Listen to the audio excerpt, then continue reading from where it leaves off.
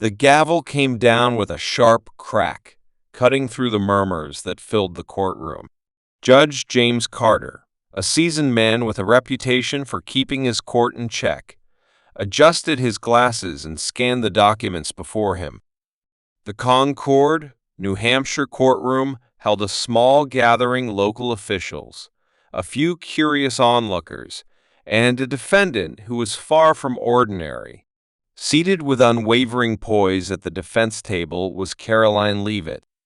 The 27-year-old White House press secretary sat clad in a navy blue suit, her blonde hair tied back in a no-nonsense bun.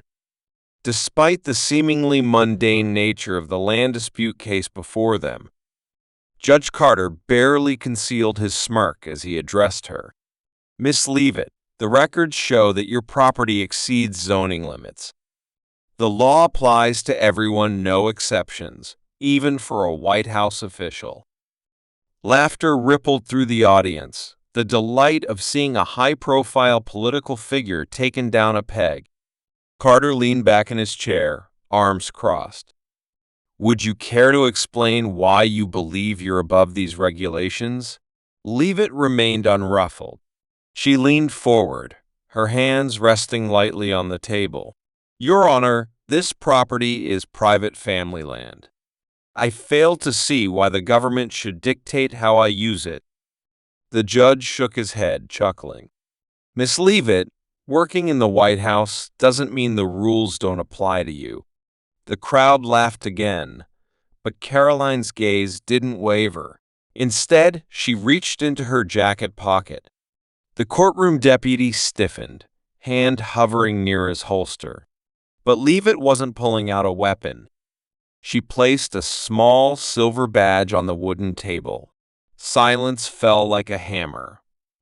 Judge Carter squinted at the badge, his smirk fading into confusion.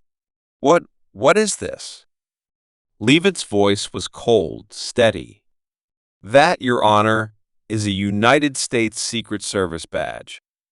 The color drained from Carter's face. The badge gleamed under the fluorescent lights, real, undeniable. This wasn't some political stunt. It was power, stamped in metal.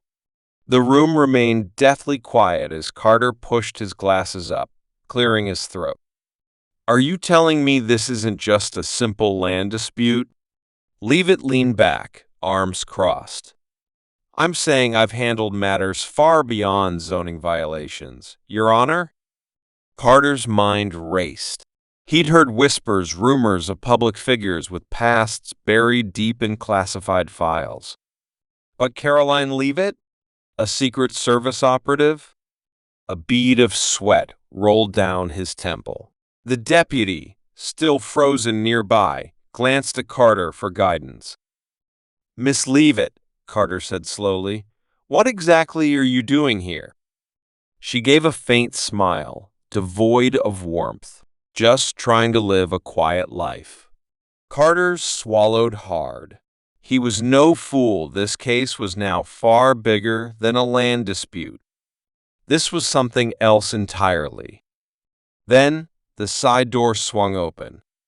A tall man in a black suit stepped in, his badge flashing. "Judge Carter," he said, voice firm. "Agent Daniel Foster, Department of Homeland Security." The judge's pulse quickened. "I assume this isn't a coincidence?" Foster shook his head. "Not at all." He pulled a file from his coat, handing it to Carter. The judge flipped it open, his breath catching at the grainy surveillance photos inside. Some showed Leavitt alongside shadowy figures, faces blurred, names erased from history. Others depicted war-torn regions, charred buildings, and bodies lined in the snow. And then a name. Victor Kane. Carter muttered the name aloud, looking up at Foster. "Who is he?" Foster exhaled, rubbing his jaw. "A ghost. Once, he was one of the best. Part of an off-the-books government program called Project Sentinel. He disappeared years ago until now." Carter's mouth went dry. "And what does this have to do with Miss Leavitt?" Leavitt spoke first. "Because he's hunting me." The courtroom seemed to shrink. Carter had seen his fair share of legal battles, but this was beyond anything he had imagined. "Judge," Foster said gravely, "if you rule against Miss Leavitt, you'll be signing more than just a property order. You'll be placing a target on your back." Carter looked between Leavitt and Foster, the weight of reality pressing in. The amused, condescending smirk he had worn earlier was long gone.